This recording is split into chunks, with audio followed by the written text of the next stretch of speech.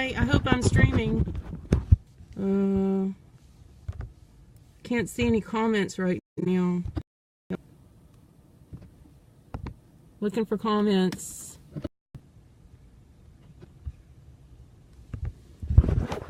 Shoot. Okay, Will, I see you. Can you hear me okay? Okay. I want to say hi and thanks everybody for this chance to chime in. I love my new activist friends, and I think this is a great forum. Being that the subject is my passion about activism, I did write a few notes because I don't want to forget anything. I just want to say, like you, a lot of you are younger than I am. When I was growing up, we were taught in the USA, believe it or not, was the greatest country in the world because we were a melting pot, right? You've heard it all before. This is not new information. That afforded its citizens individual rights, right? And personal freedoms, unlike anywhere else in the world. A place where Americans valued peace, right? And equality and individual rights more than anything else. And that was protected, right, by the Bill of Rights and the Constitution. So it goes without saying that in the past 10, 15 years, especially after 9/11, right? You know, you guys don't need a history lesson, but there's a reason why I'm talking about this. We've noticed the rights and protections like falling away, and you know, from the increase in police brutality, which we read about every day, and dissolving workers' unions. Like, what happened to the unions? Even there are hardly any nurses' unions, and I'm a nurse, so that, you know, hospitals are also corporations, so their purpose is to squeeze out as much, you know, down to the bottom line, down to, you know, squeeze costs down to nothing, because they're profit driven. Even if they're a non-profit, they want to expand. They want their salaries to be greater. There's, you know, whatever their board is, whatever their CEO is, right? They want they get salaries of, you know, upwards of 200 grand, 250, 300, you know, annually. So you've noticed all these things as well as I have. You know, and I've always been a no war kind of person. I remember being young in the 60s, super young, and seeing, you know, this, you know, thinking the world is always going to be that way, when that was the movement. That was the reaction to the oppression. I don't want to say, you know, those usual words, right? But that was the reaction to oppression. And that's what I thought the norm was, that we were going to have never-ending peace, right? So I also remember watching and listening to Obama, and how he was going to he would be ending the war in Iraq, right, and leaving Afghanistan. So you know, I don't have to mention, you guys probably already know that what he additionally did was the Patriot Act, right, and the Smith-Mundt repeal of the protections that we had in the 40s against propaganda. And that was 2013, which I looked that up and reshared it today. So 2013, he removed all the protections from propaganda that, you know, required MSM to tell us the truth. They could say whatever they wanted, or do the government's bidding, right? So my understanding of the Bill of Rights and the Constitution, that's the foundations of law in this country that are to protect our freedoms, you know. And I have red friends and blue friends, and, you know, I don't know if they're ever gonna see that they're right about some of the things, but they don't see that they can't just follow the red and blue cult. You know, it's the cult of personality, or whoever's in charge, or what all their friends tell them. You know, they can't seem to think as an individual. And believe me, I grew up around a lot of, you know, dyed-in-the-wool Republicans, right? I'm a strange bird. But, you know, with that foundation that we have of law, the Constitution, the Bill of Rights, they're meant to be, obviously, checks and balances. So there's not too much power at the top. There's not too much power, which, you know, we all took some form of civics. I know you know that already. But, you know, I can see that the checks and balances are gone. And so if any of my friends, you know, see this later, corporate and corrupt government goes unchecked, you know, history tells us that will result in a police state where human life is not valued. So, you know, I feel like we're all asking ourselves, what are your values? What are your values? What do you value, you know, your authoritarian government the most? You're sure, we'd all like to make a profit, but we can't make anything that compares to what they're making. It's not that we have to be competing for a dollar here at the bottom, right? So, you know, once we went through the election and we experienced, you know, election fraud, and we felt like we were robbed at the primary as a group of citizens of this nation, then, you know, so much more was revealed to me personally. And so I, you know, like you, I read a lot more. And I mean, it's hard to follow the last lady right? She's probably got an advanced degree, but I'm just a nurse, so, you know, but we do have tools, right? We do have the internet. We can share ideals, and we did get to see the emails. So, that tells a lot, the WikiLeaks emails. I wanted to say that, again, you can't just follow the blue cult or the red cult, because it's not going to bring peace or equality or progress, right, to Americans when the leadership is bought by corporations. You know, I think it's pretty obvious to me, but I know that some people are still on the fence or don't know what's happening, and that includes subjects such as healthcare. You know, I don't think we should have healthcare for profit. We learned, you know, from reading that Nixon changed that back in the 70s. Well, we were all kids. We don't know, you know, what that meant. And I don't believe that vaccines there should be no checks and balances there either. You know, if they don't have to they should have to inform people what's in them, you know, instead of just adding them and adding them and adding them. I've met people that have been made chronically ill for the rest of their lives, and Big Pharma just covers it up. So, you know, we read a lot also about communism is bad, right? Communism versus capitalism versus democratic socialism. You know, a lot of people, it's hard for them to tell, you know, that we should have standards. You know, what if there was a world where you could just create a certain amount of assistance, like enough to have an apartment and your health care, and then you could just, you know, people could try to be the most productive that they could be, and that would be a standard, like a safety net. But when I talk to really devout red-pilled and blue-pilled people, they can't see that at all. It just all, you know, that's charity. You can't do that.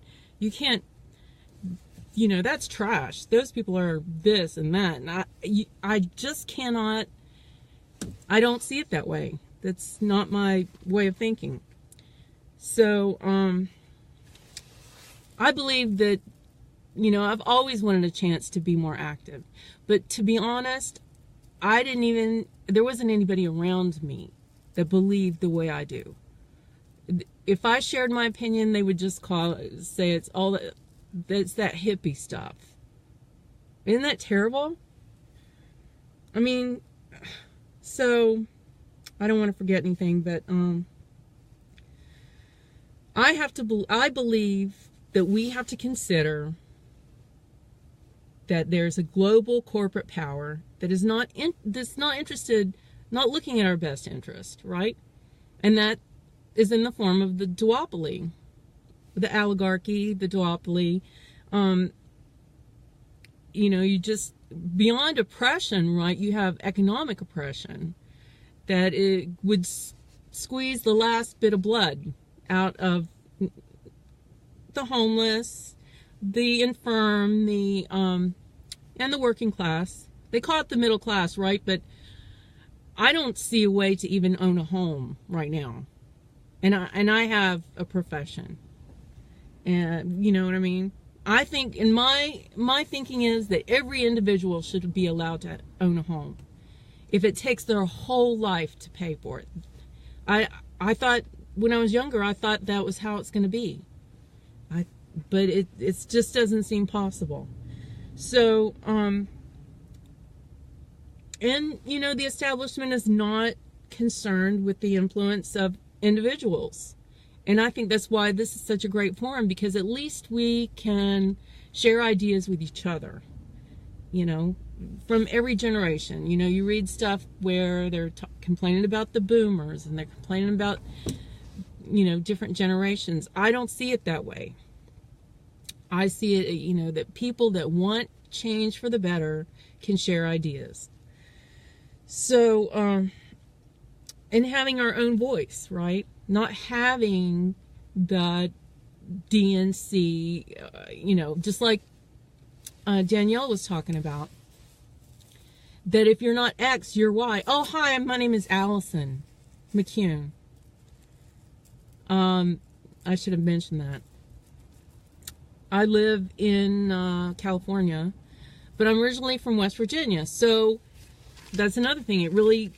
I'm very proud of the teachers back there, because so many talk about brainwashed. Their politics are just ingrained in them so much that it's surprising to, I mean, I know there's some Democrats there, but you know, a lot of people can't step out of the box.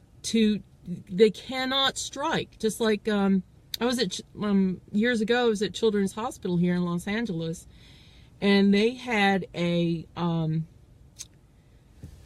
they were talking about a strike. The union came to talk to them. You know, but pediatric nurses are very, very easily intimidated. And all they had to do was employ a firm to come and manage the people. Take them into a room individually and say, oh, what are your concerns? Here's a stress ball. What are your concerns?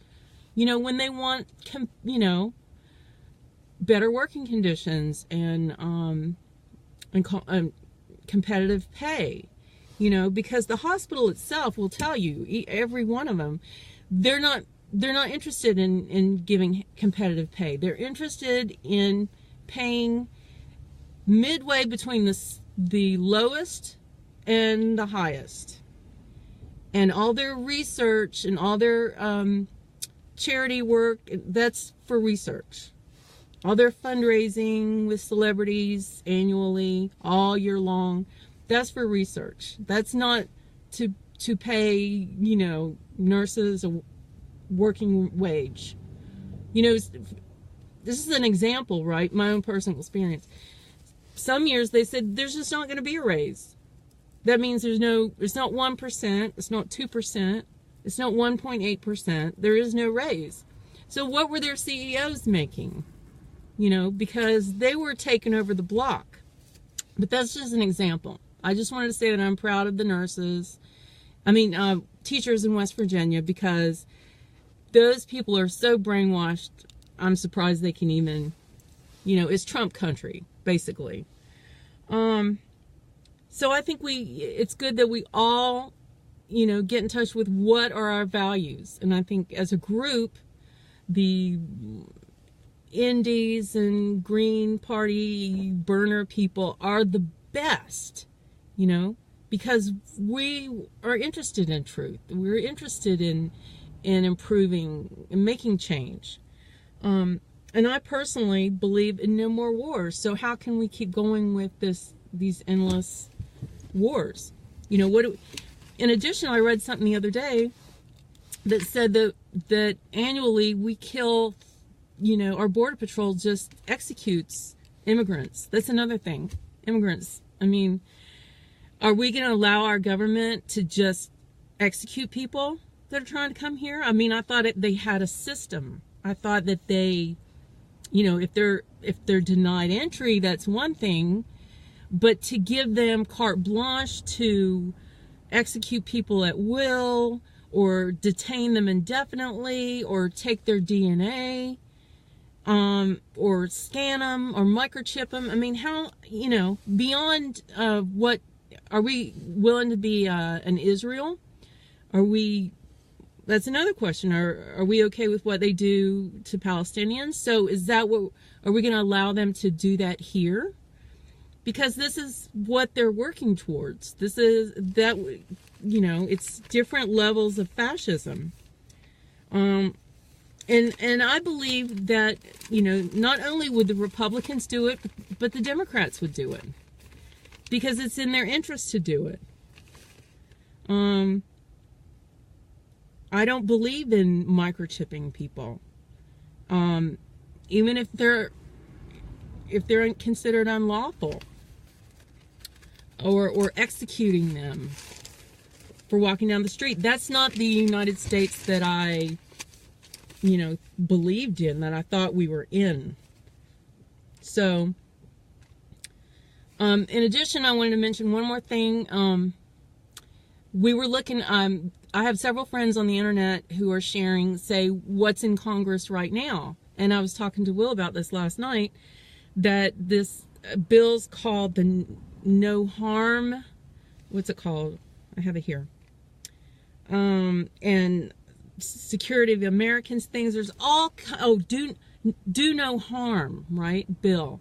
So someone was sharing that in Congress, they had things in there, and all these parts that's written in, when you read it, it's like authorization to take DNA, authorization to completely monitor whatever, authorization to, do whatever to immigrants. It's so complicated that you have to study it.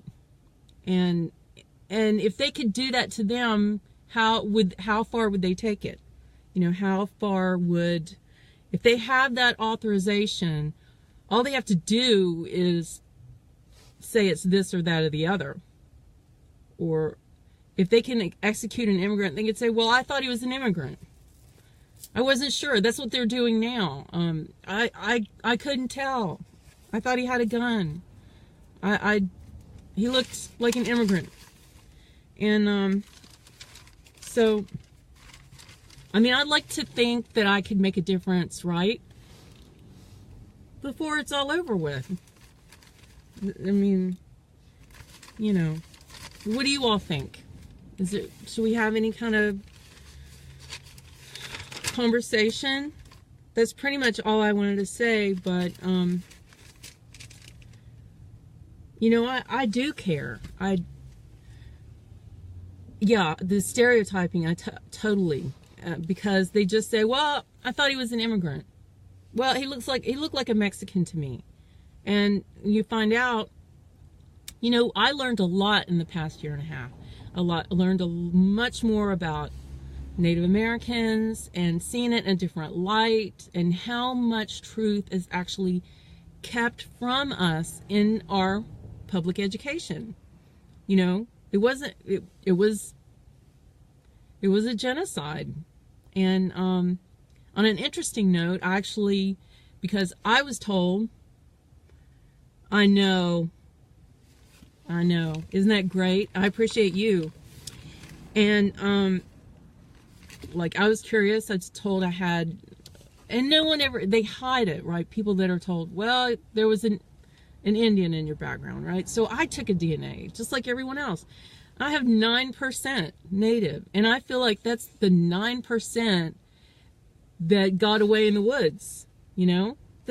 That's all that they could leave alone, you know, this whole, so, you know, how worried are you about global corporations? I mean, is that, oh, hi.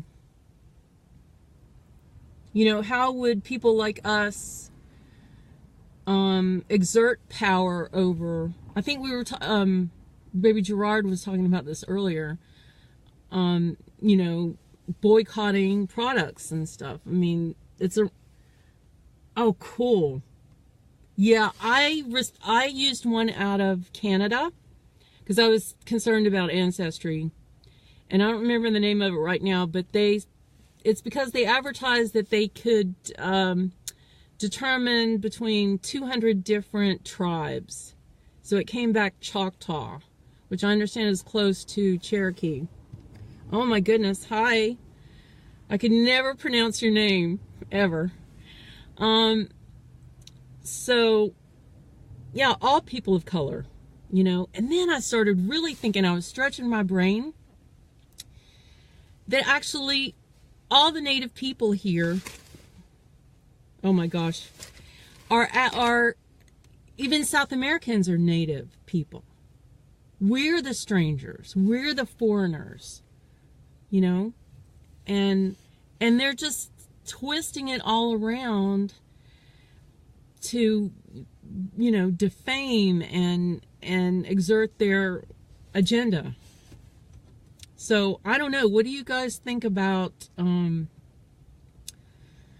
just executing immigrants? I mean, you know, we don't even get any numbers anymore about that. It's just like news that escapes.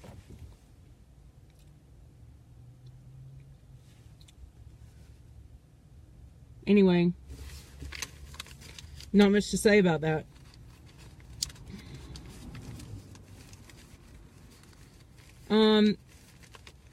As I said, because I grew up in the 70s and we were taught that we were a melting pot, you know, and that's what made us great, and that we were gonna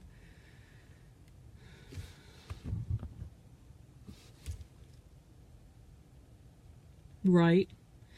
But you know what? If they are not gonna, if they're gonna close the borders, then just come up with a procedure and don't allow, exactly, that's what I was just mentioning. Is that who we want? You know, obviously that's not who we want us to be, but, you know, I'm ready to, I don't know, do something, protest, or I'm just glad to know you all. I'm glad to be able to just share my voice and listen to you all. And because, as Danielle was saying, we're still adapting. We're still, you know, and a lot of people don't even engage because they're not processing it. That you can share your ideas. You can learn so much. You can see Will's memes and use your humor, right? And see Gerard's videos. And, you know, because that's a challenge for me. Obviously, I need to use humor more instead of getting mad about it, you know. But I didn't think it was gonna get like this. I didn't think it was gonna. Anyway, that's all of my notes.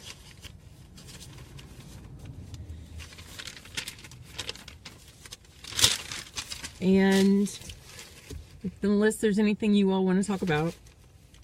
Oh, I was going to say that I think my values we have to ask ourselves, are our values like MLK? Do we relate to that? Are our values like JFK or Malcolm X? You know, it all makes sense to me. I read more about Black Panthers. I mean, just how they really defame and persecute and like erase people when they want to. No, thank you, Will. And I also, you know, we learned about fake primaries, right? I wanted to just say one thing about fake primaries.